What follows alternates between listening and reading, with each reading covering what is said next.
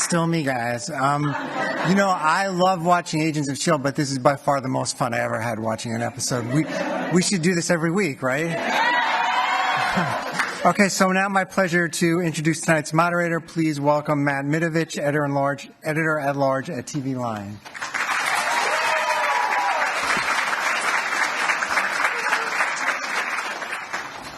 How is everybody? Dale Cooper seems a little angry there. All right, so we got a great evening planned for you. You've already seen the great episode. We're going to do a Q&A here, me talking with the cast and Jeph Loeb, and then we're going to turn it over to you guys, do a couple questions. I think between all of us, we can get maybe this much information out of this top secret show. I'm Matt Mitovich, the editor-at-large for TVLine.com. We love reporting and writing about S.H.I.E.L.D., and our readers love it. Here on the panel today, first up, she plays Skye, who went from being a spy to a nice guy, Chloe Bennet.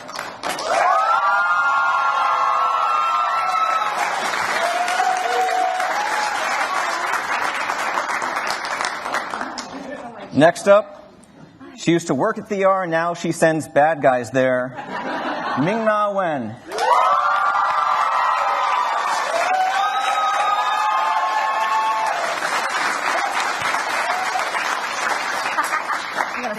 He's the director of this ragtag group of elite, off-the-grid, publicly admonished operatives, Clark Gregg.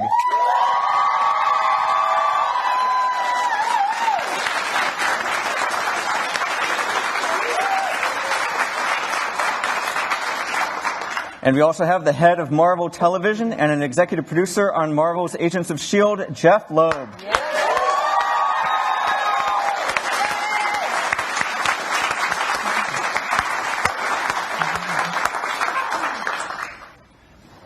Hey guys. They put our names on the...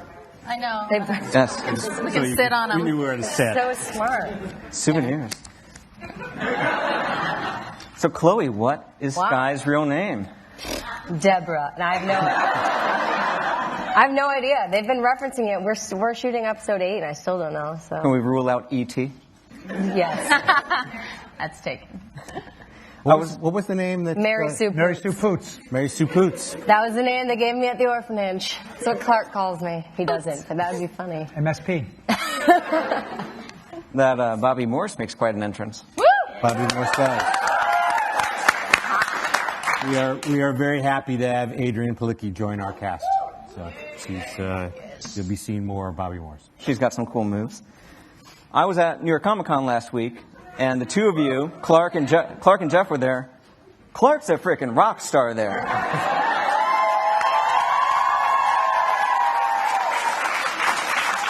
I mean, you went audience surfing, didn't you? Very wonderful friends. Many of them are here. You went audience surfing. You jumped into the mosh pit there. Did you? I used to live on the Lower East Side.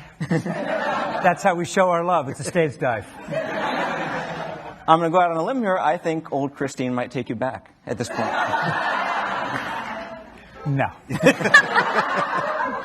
Clark, how has this journey been for you? I mean, 10 years ago, could you imagine that you'd be fronting this highly buzzy, fun, exciting show? No. Last week, I really couldn't have believed it. Every week, something happens that I can't believe. I wouldn't have been able to believe the week before. To watch this episode with you guys, we never have seen this. They were saying, you have to go down now. You have to go down now. We're not going to get you on stage in time. But we hadn't seen it. We were standing up there. We were I know. Look, these gentlemen pushed us out the back. It's okay. We're good now, but mean a little. And I had not seen the end scene. I had to see that hug that had been coming for 7 episodes. I know. I had to just fix my makeup because of the Fitzsimmons scene at the end. Yeah. Oh my God. So sweet. So that really addresses your question. Somehow, Jeph, Jed, Marissa, Joss, they managed to get people on the show, starting with me, who were fans, who kind of grew up loving Marvel stuff, who loved the movies, loved this part of it, so that we're up there. We can't walk down until we see Mockingbird break out her batons. And so to kind of, and also, we work crazy hours. It's really fun, but it's crazy hours, and to kind of see the payoff of it, to get to see these women get to play these incredibly strong, smart heroines.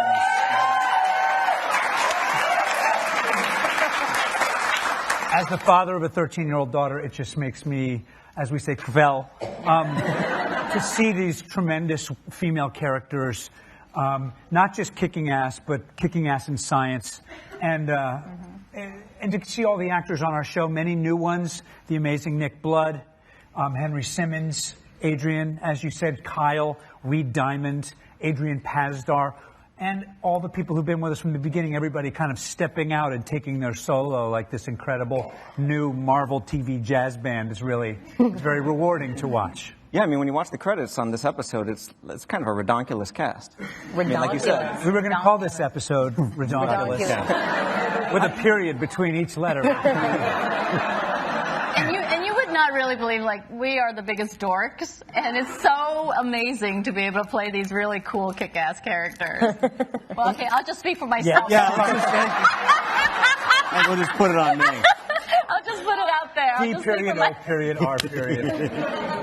We don't actually ever get enough chance. Sarah Finn is our casting director. She also does casting director on all the Marvel features. And so when we, the writer's room and Jed and Jeph and Marissa come up with these extraordinary characters, the first thing that Marvel wants to do is to make sure that we do cast, so that we cast up, as we like to say. We like to reach out.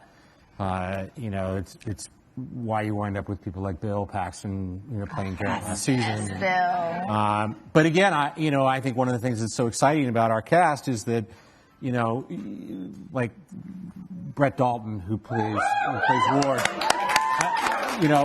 This was his first television series. He had done Another Little Thing. It like here it had the most experience ever. This one down here at the end, we sort of. There was a show called Nashville. It's still on the air. It's on ABC. But it really was exciting to find and Elizabeth and Ian, who play Fitzsimmons. When we came last year for New York Comic Con, it was the first time they'd been to New York. It wasn't even. It really is an opportunity that we're very lucky to be able to do, and to be able to do. If you can believe it, I think we're now 30. Now that we're 208, we're 30 episodes in. What? The gang is. God. Yes, it's 30 hours of television, which is, I think, 3 times more than the movies at this point, or something. I was 28 when we started. Exactly. Well, we sometimes forget because we're in it so much and we're in the thick of it all the time, and we're used to this runaway train, this pace. Well, I was working with an actor on our show, and he had just come off from doing an action movie, and we had to do this fight scene, and we were running out of time because they were shooting another fight scene, and so we had about 3 hours to get this very elaborate fight scene filmed and nailed down, and that is so not a lot of time. And he started panicking, and he was like, what do you mean we only have 3 hours to shoot this scene? There's so many moves in it, and he the movie that he just did, there were like maybe 4 moves, and it took them a week to shoot these 4 moves. And I'm like, welcome to S.H.I.E.L.D. Let's go! Ming just punched him in the face. Yeah, I did actually, unfortunately. Yes, I do remember. I need him in the groin. Have you had a fight with a male character that you haven't needed? It's an accident. It was an accident. Well, let's be clear. It works. It's an effective move. Well, Ming, talk about when you first got approached for this role. Where were you at, and what was your first reaction?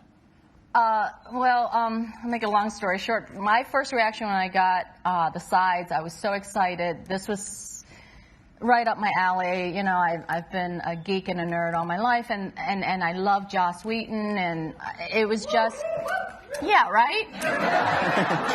And so I was so nervous that I could not memorize 2 pages of dialogue to save my life.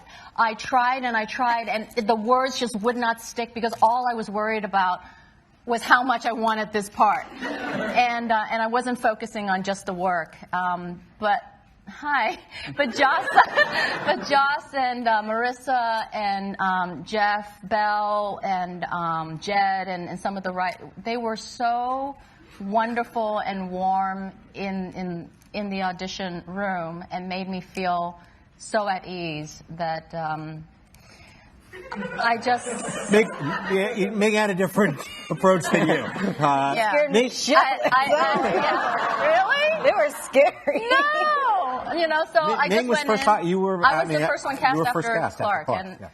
and literally I walked away from that audition so buzzed and so jazzed and excited, and then I got the call while I was in my bathroom taking off my makeup, and I screamed like a frickin' idiot, and my kids thought I had hurt myself really badly.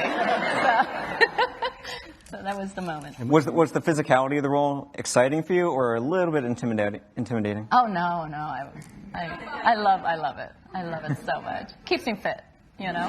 Yeah. And Chloe, it seems like you've got a story to tell about your casting. It wasn't like that. It wasn't like that. No, they were a little scary. I went in 6 times for the part over the span of 2 months. Yeah, and I had a friend who was going to Nashville and Ming was shooting. See, it's something all meant in to be. Nashville. I've been her SO from the get-go. And from the get-go. My friend said, "Oh, you know, my friend is getting close to getting a part on the show," but she's really nervous about it. And I'm like, "Oh, I was there. I know that feeling." So Ming gave me just great advice to go in and just own, you know, what I have as myself in the room, and she really helped me. So she really was my SO before I got the part, but then, so it was really sweet. I know, and the weird thing is, I ended up, because I had to do an episode of Nashville, and when I found out you got the part, it was just, I screamed too. My neighbor came down and was like, "Are you hurt?" And I wasn't, but it was great. But it was a little daunting. It's a big room. Jeph can be a little scary, sweet, but very scary sometimes. Part of it was too is that we were trying to find somebody that could play Ward, and so a lot of it was the chemistry between you and Brad, which we have none of, right? and as you can tell, that worked out so well as a couple. Well, Jeph, take us behind the Marvel TV side of things. When did someone first get the idea? You know what? Maybe in addition to all these blockbuster movies, there's a TV show to do here. Well, we cheated.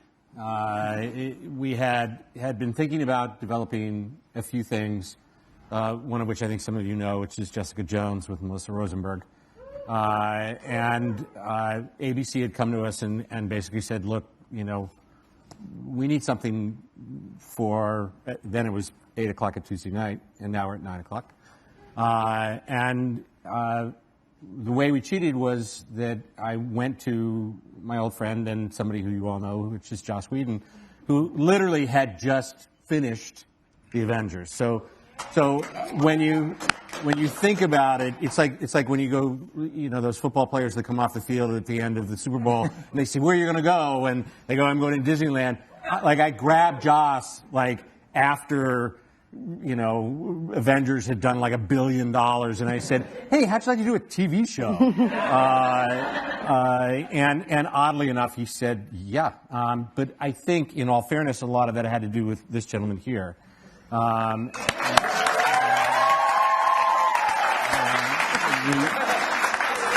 When we first started talking about doing the show, you know, he said, "Well, you know, we can't do the show without Coulson." And so I said, "Yeah, it was a little problem. You killed it." And then we did. We talked about, does the show take place 5 years ago? Does the show take place, you know, and then he does what Joss does. He has sort of this little enigmatic smile and goes, "No, I think I know." But we didn't know what Clark was doing. Like, for all we knew, Clark was on a show. So it was like one of those. Turned out I was free. That day, like literally, I think you had like a thing, and we were like, "Don't do the thing. Oh, do the that's right. thing." Oh, yeah. I remember exactly where we were. We called and we were like, "So it might be Joss and me, and you want to come do this show with us?" And when he said yes, we were like, "Okay." Called ABC. Think we have something for you, and that's how it started. That's great.